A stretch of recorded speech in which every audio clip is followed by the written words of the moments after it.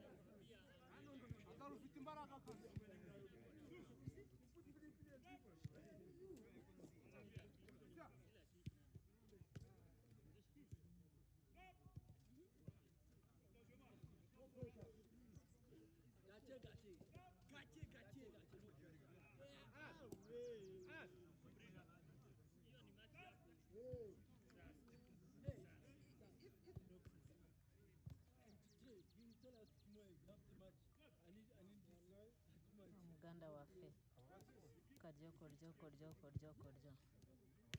very nice Omedi.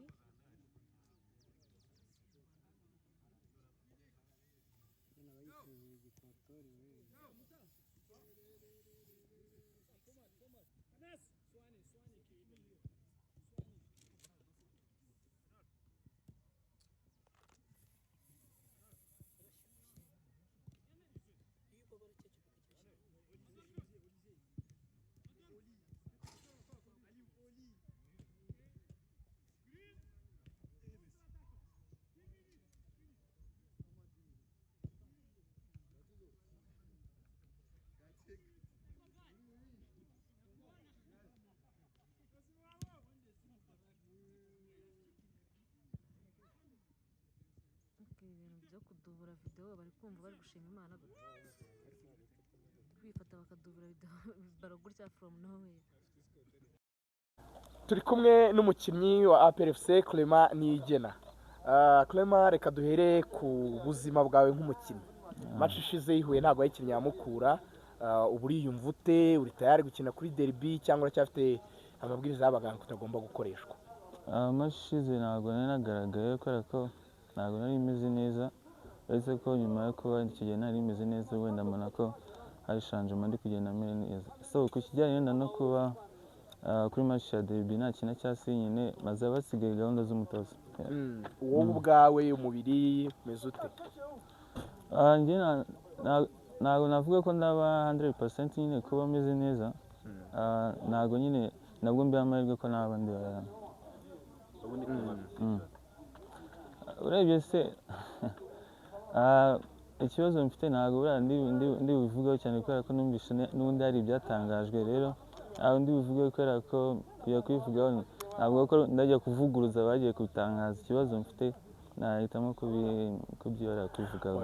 Urumva ni imvune bimeze bite? Ahubwo nta kibazo mfite nyine kujya gutangaza ikintu badafite nyine fact zabyo nyine nacyo ni ikibazo. Bitubabarire utubwire noneho by'ukuri ni iki gihari? Ikibazo ni nagize ni cheville narwaye.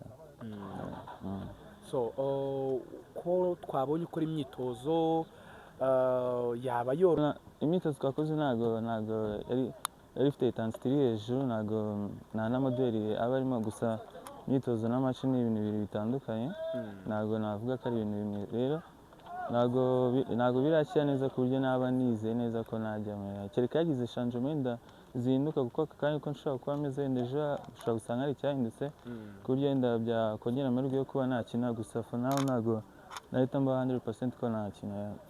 Hari ubu cyenda juste kugira ngo bafashe badatakaza derby? Ntekereza yaba kuri side yanjye cyangwa kuri side y'abaganga atari ikintu nyine twatekereza kugira ngo gukoresha inshinge, kuko hari n'abandi bakinnyi bahari bakina muri uwo mwanya kandi bikagenda neza. Buri mukinnyi wese urimo hano ntekereza ko kuba arimo hano nuko ashoboye, ntabwo ari ukuvuga ngo ababanzamo nibo bashoboye gusa, buri mukinnyi wese uri hano yajyamo agakina. Kuri iyo next move cyangwa se niba uzaguma muri APR? Urebye ntabwo mbivugaho ibintu byinshi kubera ko wenda yari yanyifuje yifuza ko najyayo, so rero biza kurangira bidakunze. So rero icyari gisigaye bari bavuze wategereza amezi 6 asigaye kuri kontra yawe, babona ko baba bakinyine twavugana, babona ko batakinyine nabwo ubwo nkamenya ikindi nabikora. Gusa ku bijyanye no ko wenda twari tukiri mu biganiro byo byari byabaye off nyine byabaye off biganiro. ntabwo turavugana. Kuri CDH navuga ko derby ni match nyine, ni match nkuru, ntabwo wa predictor uvuge ngo nyine ukabivuga ufite icyizere cyose ko ariko biri bugende.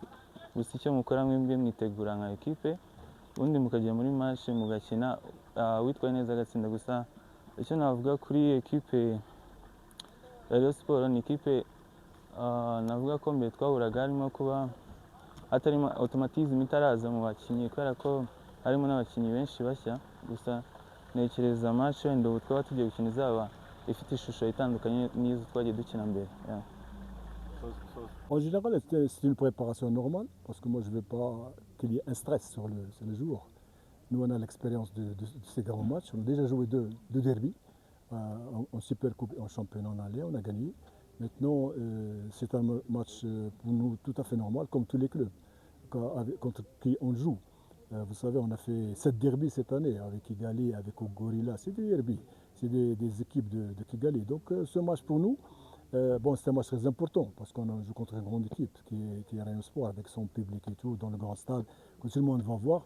Donc on a essayé de gérer la situation d'une manière diplomatique avec les joueurs, pour qu'il n'y ait pas de stress, de pression.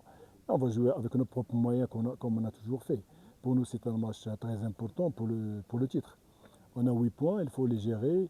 Il reste 6 matchs. Donc les joueurs sont très très conscients, sont très responsables, ils sont très attentifs à ce que je leur demande. On travaille dur, pas pour ce match, mais pour tout le reste du championnat. Oui, à ce qui concerne... Moi, j'ai été blessé pendant 10 jours, donc on l'a géré tout à fait doucement, on l'a intégré pour les séances d'entraînement. Et demain, j'aurai la réponse affirmative du docteur, parce que demain, il va avoir le test médical, et c'est à travers le test que je décide. Moi, je ne peux pas m'aventurer avec un joueur pour sa carrière. Donc, vous savez, c'est la PR, et c'est moi-même. Donc, je n'ai jamais poussé un joueur à jouer blessé. Donc, s'il est bon demain, pourquoi pas. Donc, c'est un joueur, très bon joueur, qui fait partie de l'équipe titulaire. On a essayé la semaine dernière, elle a senti du mal à la cheville. Sur synthétique, c'est très difficile. Donc j'ai essayé de l'aménager. Et demain, je vais voir le docteur pour le dernier test. Mais un joueur jeune. Exemple, la dernière semaine, Alexis, premier match, il marque, il fait un grand match, on gagne. Donc tout le monde est motivé. Donc il y a toujours une doublure. Moi, je souhaite qu'il soit rétabli, sinon il y a d'autres joueurs. Moi, j'ai fait presque 24 derbies, grands derbies devant 60 000 spectateurs au Maroc. Donc j'ai beaucoup d'expérience. Ces matchs-là, ça se gagne par les joueurs. Parce que les joueurs sont aussi motivés de jouer contre un grand club. Moi, j'ai peur des petits clubs. D'ailleurs, on a perdu 2 matchs cette année contre des clubs qui sont derniers. Parce que les clubs, les joueurs, ils n'ont pas cet esprit professionnel qu'ils doivent gérer tous les matchs de la même chose. Quand ils jouent avec un adversaire qui n'est pas à la hauteur, ils baissent les bras et commencent à... Et c'est ça que j'essaie d'attaquer sur la préparation mentale des joueurs. Donc ces matchs-là, ça ne se gagne pas, ce n'est pas une science exacte, tu gagnes dans la chambre ou dans les vestiaires. Non, un match c'est 90 minutes, tu ne commets pas de faute, tu respectes les consignes et tu joues avec cœur. Et c'est ça le secret de la victoire. Donc ces matchs-là, moi je n'ai même pas besoin de pas les jouer. Ils sont si motivés de jouer devant une grande galerie, devant nos fans, devant nos responsables. Donc leur préparation pour moi, c'est tout à fait normal, comme vous avez vu, on a fait 2 heures de travail, technico-tactique. Tout le monde est motivé pour jouer ce match, mais ceux qui sont en forme vont jouer, Inch'Allah, demain. Oui, le président, ce n'est pas la première fois qu'il vient. C'est une dizaine de fois cette année. Pour moi, comme je parle de joueurs, donc nos responsables, pour nous, c'est une motivation intrinsèque. Lorsqu'on a la présence du président lors d'un match ou d'une concentration, et comme moi, vous savez, un joueur, ça travaille physique, technique, tactique. Mais sur le plan mental, il a besoin de la motivation extrinsèque, non pas intrinsèque. Vous savez. Donc cette motivation extrinsèque, c'est donné par la présence du président. Je le remercie. Comme j'ai dit aux joueurs, une équipe, ça marche avec deux points très importants. Les fanas, qui sont le 12e homme, et le comité qui est le premier homme. Et nous, c'est 11 joueurs. Donc si on est secondé, si on est protégé par les fanas et par le comité, ça va marcher. Et la preuve, on est premier. On est finaliste, on a gagné la super coupe. Inch'Allah, on va être finaliste de la coupe parce qu'on a gagné l'extérieur 3-1. Donc tout ça, il n'y a pas de secret. Il y a la famille APR avec les fanas, avec les joueurs, chapeautés par le comité. Et merci, monsieur le président. Merci le président, merci les généraux. Okay. Au genou, parce que vous savez, Ronald avait subi une opération. Mais le dernier match, il a reçu un coup sur le genou. Il a été taclé durement par un adversaire sur le genou. Je l'ai aménagé, maintenant il est en salle de musculation. Je lui ai donné un programme pour muscler les muscles et les genoux où il est blessé. Demain, il va entrer au terrain, on va voir avec lui aussi. Okay. Un changement avec la venue du nouveau coach. Il y a l'intégration de certains joueurs burundais. Bon, tu sais, moi je les suis, comme ils nous suivent. Ouais. Donc je connais leurs secrets, je connais leurs forces. On va jouer en fonction des capacités qu'on a et aussi de la force de l'équipe de Rayon Sport. Donc ce sera un match différent, avec un système différent, d'autres joueurs différents. Parce que nous, on les connaît, eux, ils nous connaissent. Ouais. Donc, parce que le premier match, il y avait, je pense, un Tunisien, je Eh pense, oui, année. eh oui. Deuxième match, il y avait un autre étranger, européen. Eh. Le troisième match, un Burundais. Donc on va jouer contre 3 écoles. Eh oui. Mais on est prêt pour jouer notre match, nos choses, Inch'Allah. J'espère qu'on sera au top niveau mental et technico-tactique pour ce match. Merci. Je pense, comment était la préparation ça? Oui, on s'est bien préparé comme avant tous les matchs. Voilà. Et tout le monde est concentré, on connaît l'importance de ce match. Et on verra après demain ce qui va se passer. On a dit beaucoup avant son match. Pour vous, qu'est-ce que vous pensez sur le match dans le terrain? Non, sur le terrain, on va jouer comme tous les matchs. Ce n'est pas un match exceptionnel pour nous. Ouais, mais il faut qu'on fasse tout pour faire plaisir à nos fans. Sinon, je dirais même c'est un match qui n'est pas trop compliqué plus que les autres. Voilà. Ici. Non, moi, je n'ai pas de position de préférence. Je suis un attaquant. Un attaquant, il doit être capable de jouer sur le côté gauche, côté droite, dans l'axe. Donc moi, je n'ai pas de préférence. Là où on me met, je joue là-bas. Okay. C'est une bonne connexion, mais il n'y a pas que nous trois. Tous les joueurs offensifs de APR, ils sont capables de jouer. Donc c'est juste une concurrence saine. Et voilà, quand tu as la chance de jouer, tu profites sur le terrain. Sinon la connexion, elle passe bien. Que ce soit Omedi qui joue, Hakim, moi, Togui, Adji, Mohamedou, on se comprend tous sur le terrain. Avec votre expérience, tu as joué beaucoup de derbies ici au Rwanda et votre avis à ce derby de Kigali? Oui, c'est un très bon derby comme tous les autres derbys d'ailleurs. Un derby, ce n'est jamais facile. Voilà, même si, quel que soit le niveau du championnat, un derby, c'est toujours difficile. Donc, il n'y a pas de comparaison avec les derbys que j'ai joués au Maroc ou en Algérie ou au Burkina.